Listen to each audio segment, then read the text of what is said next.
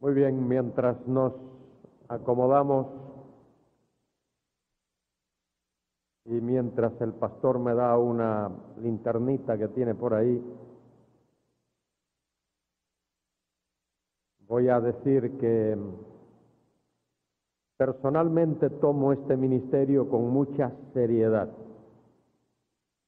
y con mucha responsabilidad. Y por eso espero que vosotros también hagáis lo mismo.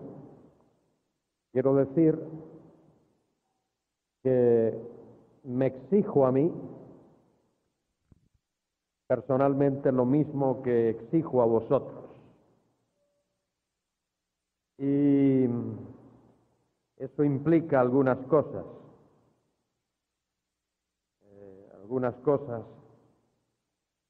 importantes. Como mencioné en una de nuestras reuniones anteriores, he sido maestro por algunos años, 20 y algo de años. No os asustéis, es que comencé muy joven, pero he trazado algunas normas para mí personalmente. Por ejemplo, una de las normas era estar en el aula por lo menos 10 minutos antes de comenzar la clase. Yo no creo en eso de que el maestro, porque es maestro, pues debe de ser el último en llegar. Creo que es al revés. El maestro, por ser maestro, debe de ser el primero en llegar y asegurarse que todo está en orden y dar el ejemplo. Para mí eso de llegar tarde a algún sitio es una cuestión de honor. En 30 años, una vez perdí un tren. Iba con mi familia a un sitio y la tinta del horario de la salida del tren en el billete se había corrido y nos confundimos y llegamos 5 minutos después de que el tren había salido. Y desde ese día me prometí a mí mismo que nunca más, y prefiero sentarme en la estación leyendo un libro media hora y no llegar con la lengua afuera 1 minuto antes de que salga el tren. Y lo mismo con los aviones. Tengo que viajar mucho en avión y prefiero, me dicen, bueno, hay que estar 2 horas antes, yo estoy 3 horas antes. Eso de llegar tarde a un sitio para mí es cuestión de honor. Y lo tomo muy en serio y por eso lo exijo.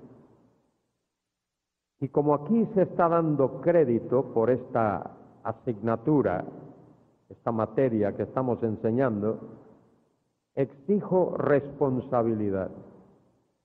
La asistencia es obligatoria. Y el que falta 3 veces ya perdió la materia. Ya no, nada, ya la perdió. Y el que esté tarde 3 veces, 3 tardes equivalen a una ausencia. De manera que si llegas tarde 3 veces, es como si hubieses estado ausente una vez. Esas son normas que hay que aplicar en la disciplina de la enseñanza y del aprendizaje. Y esto lo tomamos con mucha seriedad. Pues si tú trabajas para Codetel o para el Citibank o para el Banco Dominicano y tienes que llegar a las 8 y todos los días llegas a las 8:05, si yo soy tu jefe, me lo haces 2 veces y a la tercera, fuera, fulminantemente. Así es. Hay que llegar a tiempo, hay que acostumbrarse a llegar a tiempo. Hay que ser puntuales. En nuestras citas tenemos que ser puntuales y en nuestras responsabilidades ser puntuales. Y si somos Los maestros tenemos que dar el ejemplo. ¿Me habéis entendido? No pregunto si estáis de acuerdo, ¿eh? Pues si preguntase eso, la mayoría no estaría de acuerdo. Pero eso es tu problema, no es el mío. Solo quiero saber si me has entendido. Muy bien. Muy importante. Ahora, tenemos un tema aquí que ayer, por alguna razón ajena a mi voluntad, omitimos. Y ahora queremos repasar esto. Está en la lección primera y comienza con ese título que está ahí arriba: temas relacionados con el estudio y la enseñanza de la Biblia.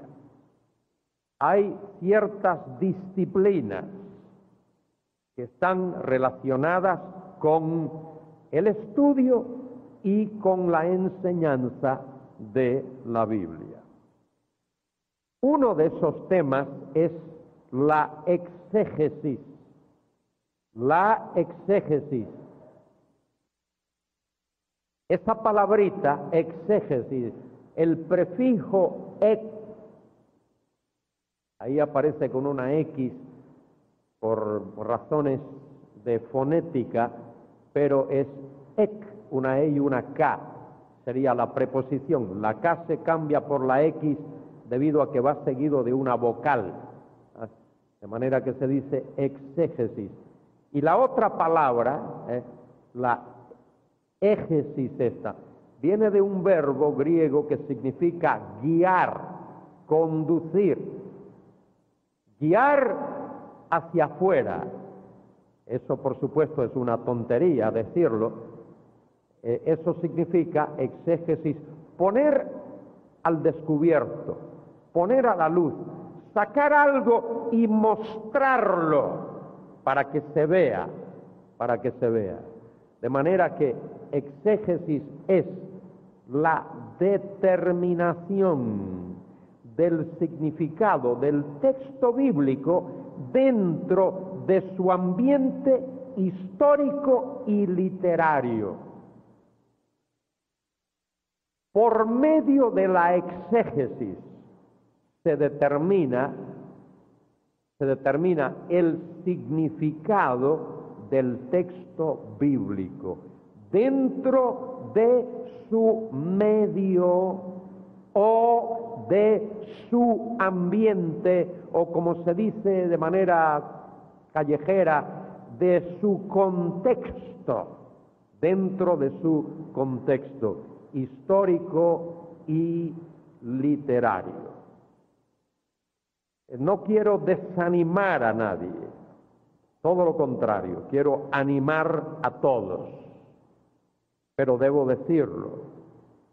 La exégesis en el sentido más puro de la expresión, más genuino del vocablo, más claro del concepto, tiene que ver con el estudio del texto en su idioma original.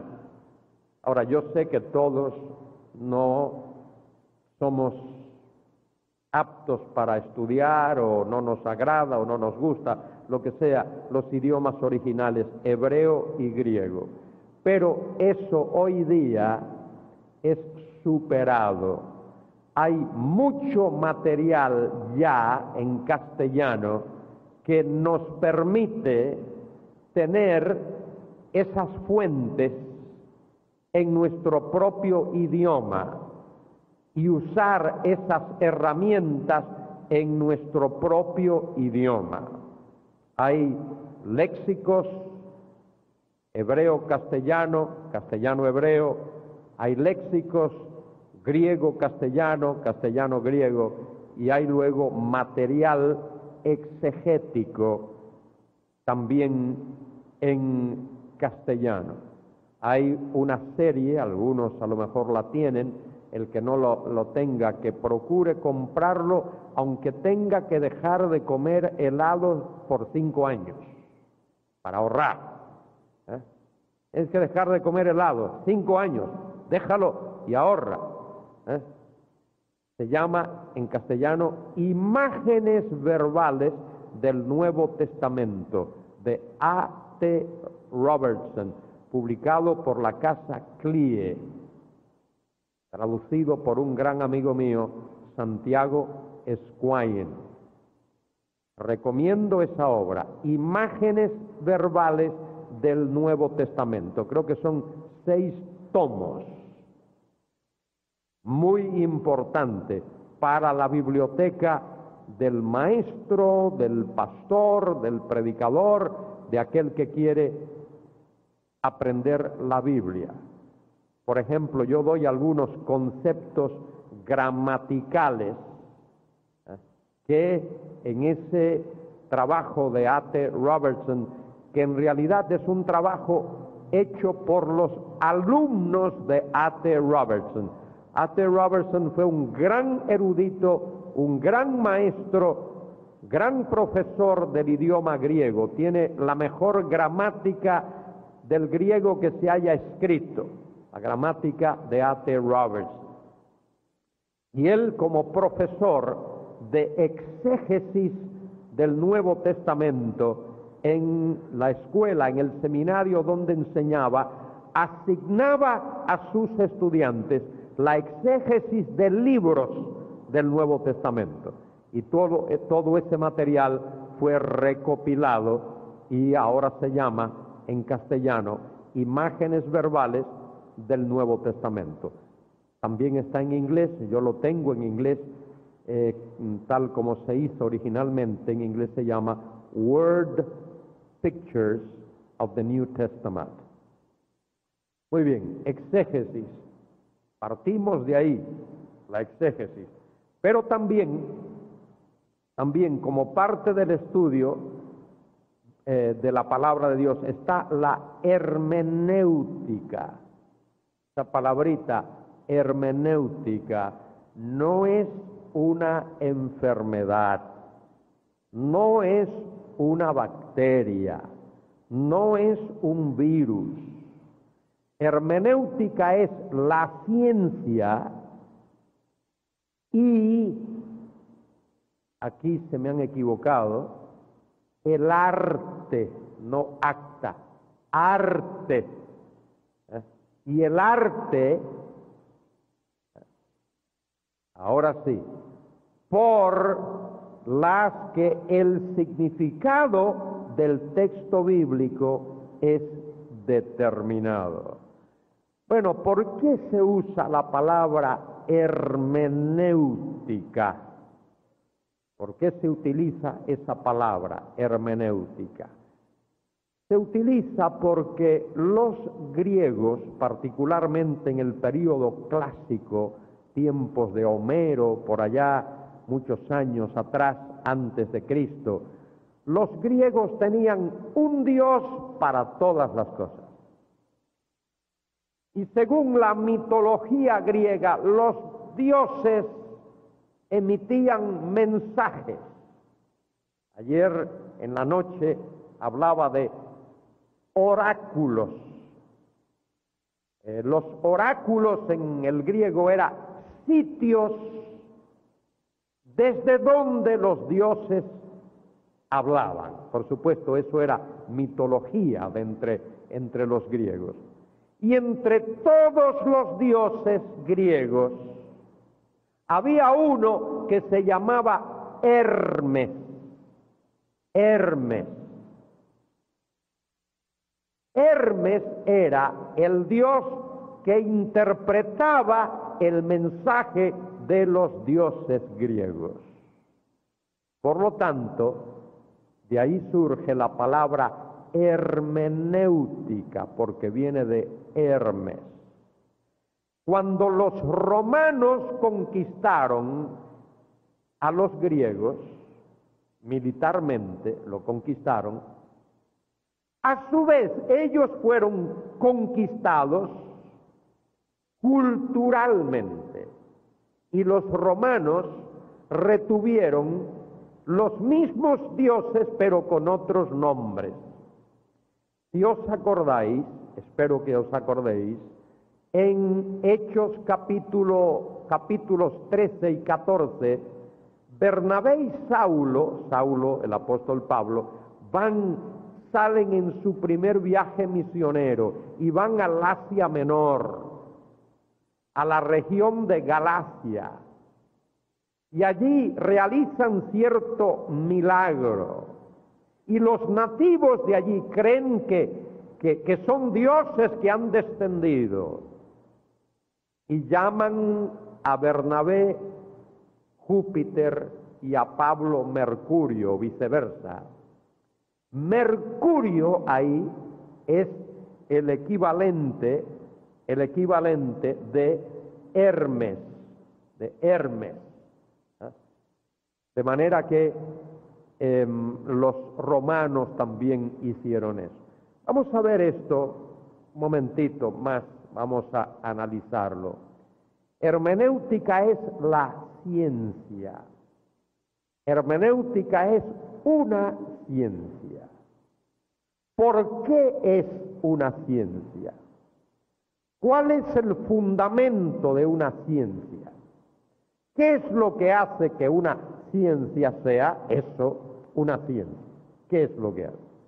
¿Alguien se atreve? ¿Una persona? Uno. No todos al mismo tiempo. Uno. En voz alta. A ver, hermano. A ver, un poquito más concreto. Vamos a ver por allá. ¿Alguien? Sí.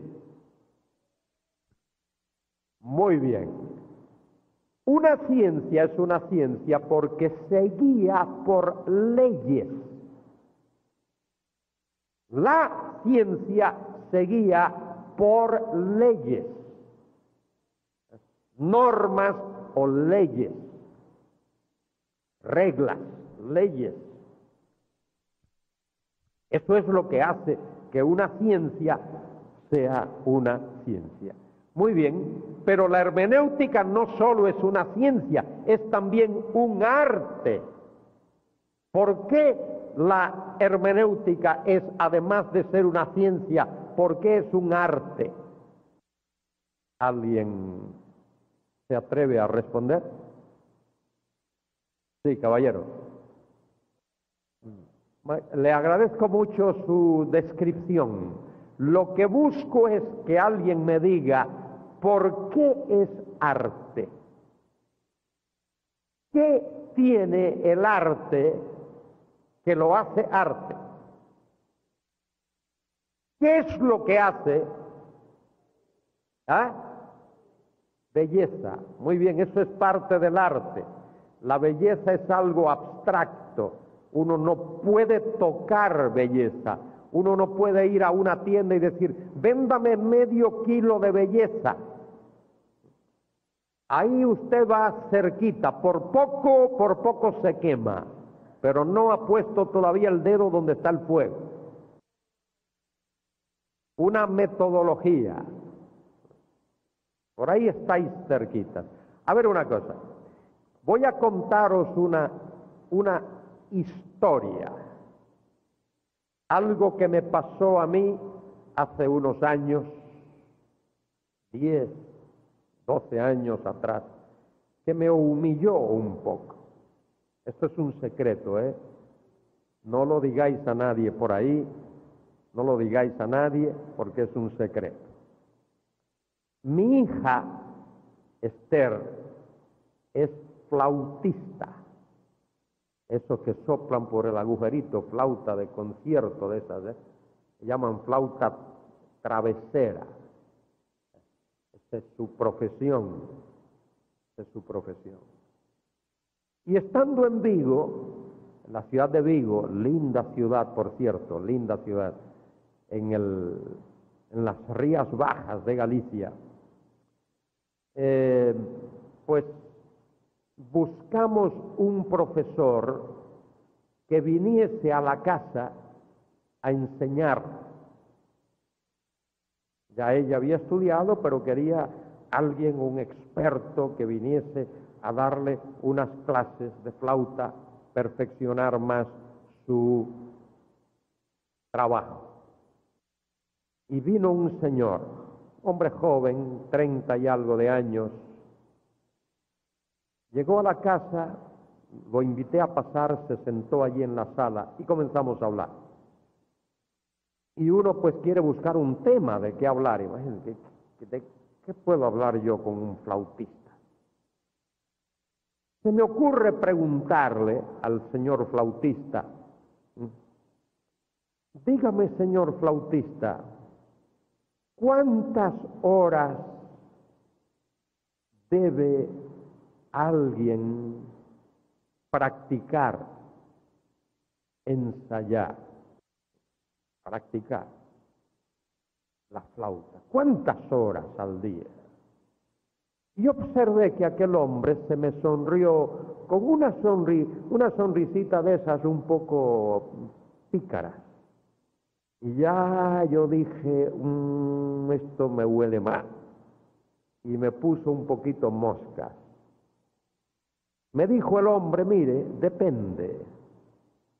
Usted puede ensayar o practicar 1 hora al día, o 2 horas al día, o 5 horas al día, 8 horas al día, o 10 horas al día. Yo por dentro de mí estaba pensando, bueno, ¿a dónde va el amigo? Y entonces me dice, mire, si usted practica 1 hora, usted es un flautista de 1 hora de práctica. Y si practica 5, usted es un flautista de 5 horas de práctica. Y si practica 10 horas, usted es un flautista de 10 horas de práctica. ¿Y sabe qué? Me dice, cuando suba al escenario, la gente se va a dar cuenta. Este señor me ha dado un mazazo tremendo. Y ahí está la clave. No sé si esto toca la cuerda, da la nota que quiero dar. El arte es arte porque tiene que ver con práctica. El pintor nace, pero no nace hecho. El músico nace, pero no nace hecho. El maestro nace, pero no nace hecho. El pintor tiene que pintar y pintar y pintar, y entre más pinta y más lo hace, mejor pintor será. Y el músico tiene que, no importa qué instrumento toque, el órgano, la flauta, la trompeta, el trombón, el saxofón, el clarinete, lo que sea, tiene que practicar. Horas y horas y horas y horas, y esa práctica perfecciona. Y entre más lo hagas, mejor músico serás. Y el pastor, el predicador, el maestro, tiene que hacer lo mismo. El hermeneuta tiene que seguir normas y leyes, ciencia, pero tiene que practicarlo. Y tiene que practicarlo por sí mismo. Tienes que disfrutar el gozo de descubrir algo. Tienes que disfrutar el gozo de descubrir algo, aunque sea algo que muchos ya hayan descubierto. Cuando tú lo descubres, te produce una alegría, un gozo grande. Aunque luego te leas un libro y digas, mire, ya este lo había descubierto antes que yo. Pero nadie te quita lo bailado. La alegría de saber que lo has descubierto. Esa es la cuestión. Hermenéutica. Y la hermenéutica es la ciencia y el arte por la que el significado del texto es determinado. El significado del texto quiere decir ¿Cuál fue la intencionalidad del autor original? Eso es lo que uno quiere describir. ¿Cuál era la intencionalidad del autor original cuando escribió lo que escribió? ¿Qué quiso decir el autor original cuando escribió esto que está ahí? De manera que el significado del texto tiene que descubrirse desde el punto de vista del autor original. ¿Cuál fue su propósito? ¿Cuál fue su intencionalidad cuando escribió lo que escribió? Y os digo ahora, aunque lo repita muchas veces después, el único método de interpretación fiel, válido, justo de las Escrituras es ese que se llama literal. Pero para que no os asuste la palabra literal, os voy a dar otros sinónimos. El que tenga oídos para oír, que oiga, y el que tenga boli para escribir y papel, que lo escriba, porque se le va a olvidar seguro.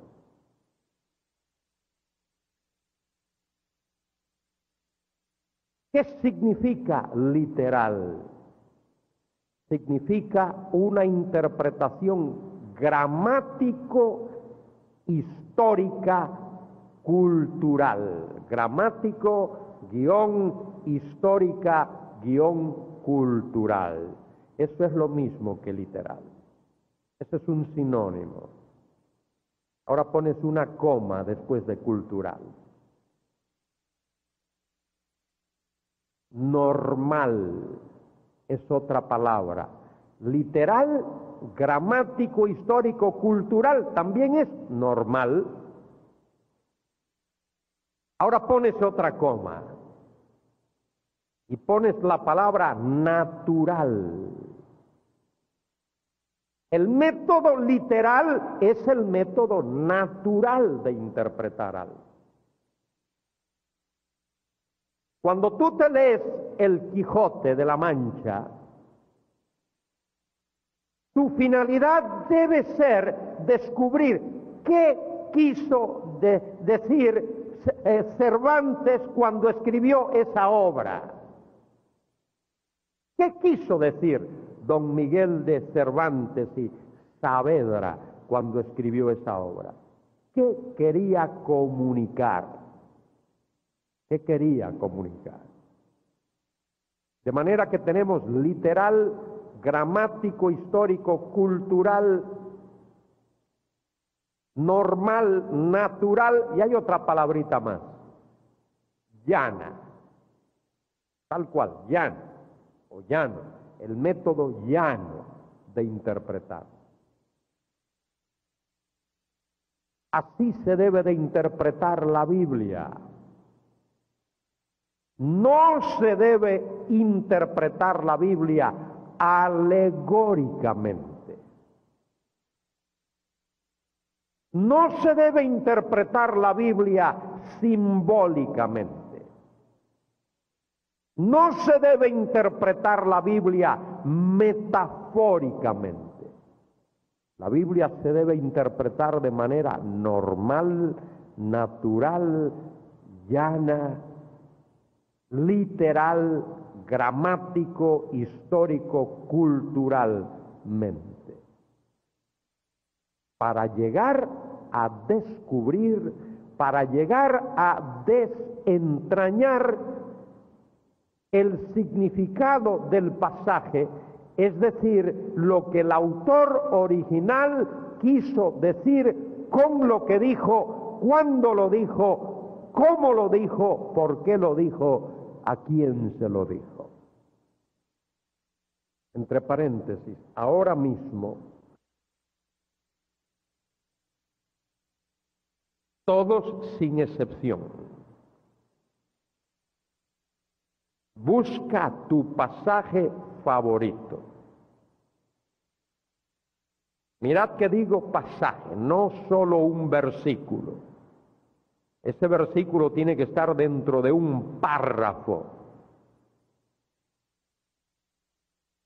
Léelo por lo menos 10 veces.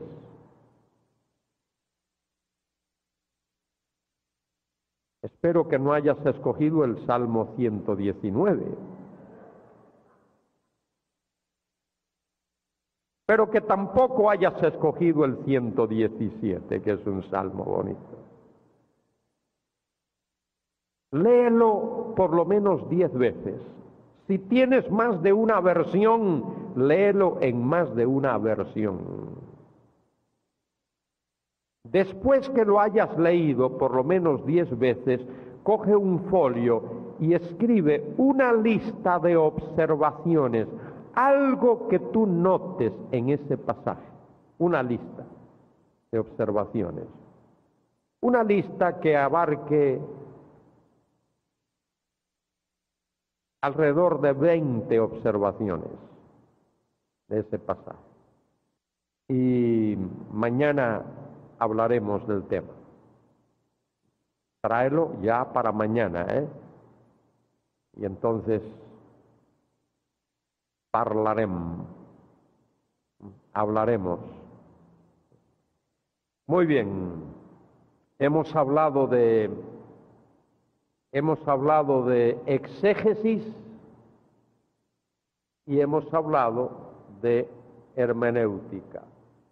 Hemos hablado de exégesis a modo de definición.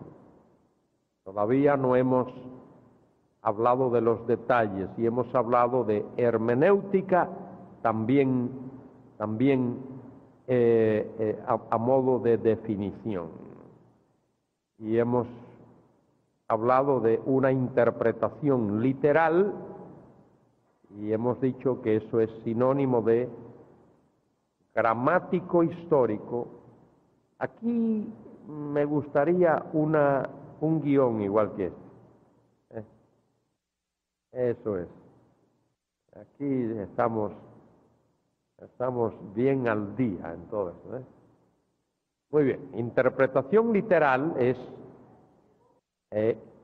gramático histórico cultural, coma, después normal, coma, después natural, coma, y luego llana. Todo eso es lo mismo, Muy bien, eso es para hablar de una interpretación literal, porque hay gente que le tiene miedo a la palabra literal. No sé por qué, es una linda palabra, pero hay gente que le tiene miedo. Interpretación literal es lo mismo que hablar de una interpretación gramático, histórico, cultural o normal o perdón, aquí se me fue esto aquí. Muy bien, o normal o natural o llana, eso es lo mismo. Bien, ya hemos visto eso. Vamos ahora a hablar de otra de las ayudas del estudio bíblico, otro de los temas, que es la exposición. Exposición es la comunicación del significado del texto bíblico, pero ahora mira la palabrita, junto con su importancia y aplicación para los oyentes de hoy. Apréndete esa definición. Si yo estoy frente a una congregación y les digo, amados hermanos y hermanas, aquí tengo este pasaje, qué sé yo, Éxodo capítulo 4, versículos del 1 al 10. Esto es lo que el Señor dijo a Moisés para que Moisés lo diga al pueblo de Israel. Y ese Moisés fue así y asá, y el pueblo de Israel tal, y estoy hablando de Moisés y del pueblo de Israel, y doy toda la historia de eso. Lo único que estoy haciendo es dar información.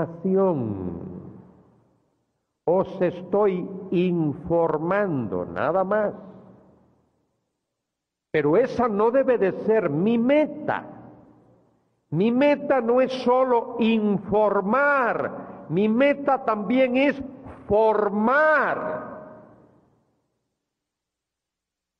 Y si uno solo informa y no forma, a la postre lo que hace es deformar.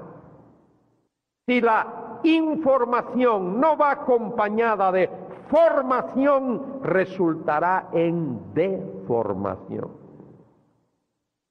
Y es por eso que el pasaje bíblico, la exposición, tiene que pasar por la mente, por el corazón, por la vida, por la actitud del pastor y a través de él a su congregación, a sus oyentes. Lo mismo con el maestro. La enseñanza que el maestro imparte debe de ser la enseñanza de un material que él ha absorbido, que ha pasado por sus neuronas, pero también por su corazón y por su conciencia y por su vida, y a través de él a sus estudiantes. Porque si tú solo informas a tus estudiantes, no estás cumpliendo con la tarea del maestro. El maestro por excelencia, por supuesto, fue el Señor Jesucristo. El Señor Jesucristo hizo cosas en presencia de sus discípulos. Luego hizo que sus discípulos hicieran cosas. Pero el Señor Jesucristo, las cosas que hizo y las cosas que dijo, las vivió delante de sus discípulos. Y ese fue el gran impacto. El Señor Jesucristo no solo enseñó acerca de la verdad, Él dijo, yo soy la verdad encarnada. No solo enseñó acerca de la luz, Él dijo, yo soy la luz. No solo enseñó acerca del amor y de la gracia y de la misericordia y de la bondad. Él era el amor, la gracia y la misericordia y la bondad encarnados. Y si nosotros no, por así decir, nos encarnamos también en esas cosas, entonces nuestra enseñanza va a ser débil y deficiente en la medida en que eso no se traduzca a la práctica de la vida diaria. Eso es lo que nos enseña la exposición. Mire, añado algo más antes de que todo mensaje, ¿crees que se te va a olvidar? Escríbelo. Todo mensaje debe ser expositivo, todo mensaje. Si vas a predicar de un tema, tu mensaje debe ser la exposición de ese tema. Si vas a predicar un versículo, tu mensaje debe ser la exposición de ese versículo. Si es un párrafo, un capítulo o un libro, tu mensaje debe ser la exposición de ese párrafo, de ese versículo, de ese libro. Todo mensaje debe de ser expositivo, una exposición de lo que tú vas a hablar. ¿Quieres dar un mensaje acerca de la madre, porque es el Día de la Madre? Pues debe ser una exposición acerca de el tema ese de la maternidad, de ser madre, todo lo que implica eso. Muy importante recordar eso. Muy bien. Vamos a otra cuestión. homilética. Homilética. ¿Y qué es la homilética? Mire, también es ciencia y es arte. ¿Por qué es ciencia? ¿Por qué es ciencia? Porque se guía por leyes. ¿Y por qué es arte? Porque hay que practicarlo. Hay que practicarlo.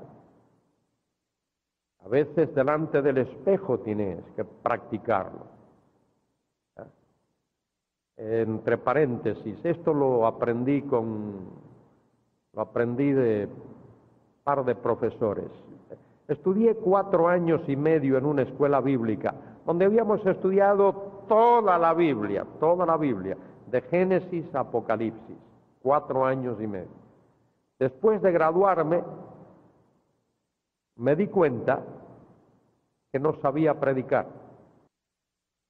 Hasta que fui al seminario en Dallas, y allí con un querido profesor, al que le estoy tremendamente agradecido, llamado John Reed. John Reed. Yo no sé si aquí hay alguien a quien el nombre Roger Williams le sea familiar. Roger Williams. Roger Williams fue el fundador de la Iglesia Bautista en los Estados Unidos, allá por el siglo XVIII, 1700, por ahí, más o menos. Pues este John Reed es descendiente directo de Roger Williams. Y ahora cuando estuve en Ginebra, allí en donde está la estatua de Calvino, hay allí al lado de Calvino algunos de los grandes, y entre ellos está ese hombre, Roger Williams. Muy bien, este John Reed me enseñó a predicar. Y con otro pastor a quien yo escuchaba, para mí, los grandes predicadores de la fe cristiana, Spurgeon, después de Pablo. Pablo primero, Spurgeon, y luego W.A. Criswell, pastor de la primera iglesia bautista de Dallas, Texas, acaba de morir a los 91, 92 años en febrero de este año. Tremendo predicador. Y una de las cosas que aprendí de estos señores es lo importante de hablar con claridad.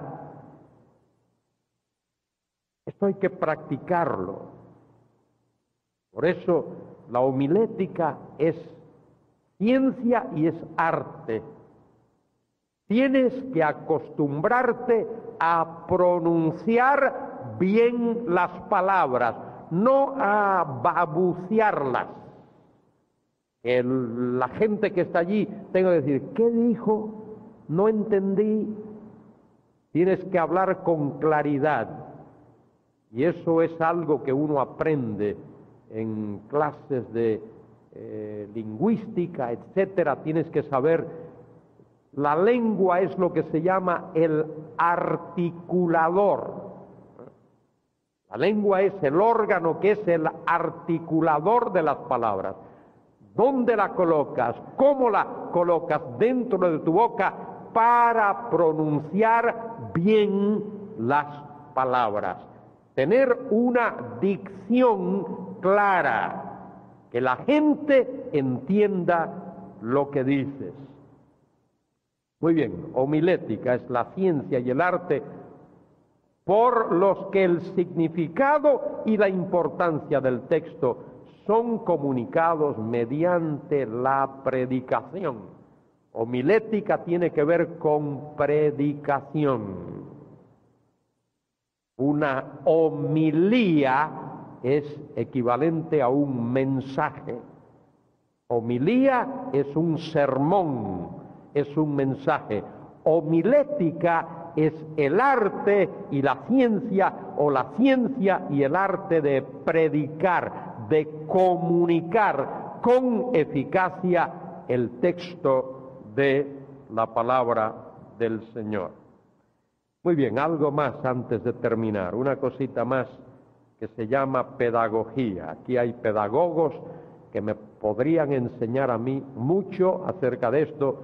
No soy pedagogo, he estudiado algunas clases de pedagogía, pero no soy pedagogo. Pedagogía es también la ciencia y el arte por los que el significado y la importancia del texto bíblico son comunicados en una situación de enseñanza.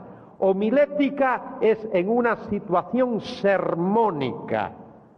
Tú hablas a la gente y ellos escuchan, pero luego, a mí me gustaría hacer esto, todas las veces que predico, me gustaría decir, hay algo que la audiencia no ha entendido, algo de lo que he dicho que no se haya entendido, y obtener esa información para poder aclarar.